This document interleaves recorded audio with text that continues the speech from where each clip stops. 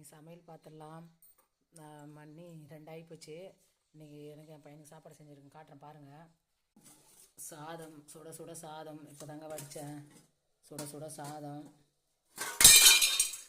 ஊந்து வாருது. சுட சுட சாதம், முட்டை கிரேவி, முட்டை குருமாங்க. பாருங்கள் எப்படி இருக்குது பாருங்கள், சூப்பராக இருக்குது பாருங்கள்.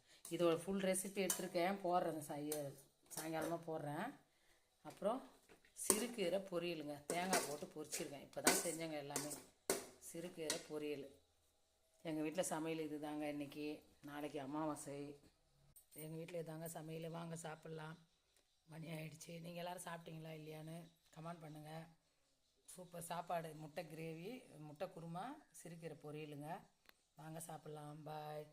உங்கள் வீட்டில் என்ன சமையல் கமெண்ட் பண்ணுங்கள். இந்த வீடியோ பிடிச்சிருந்தால் லைக் பண்ணுங்கள், ஷேர் பண்ணுங்கள்.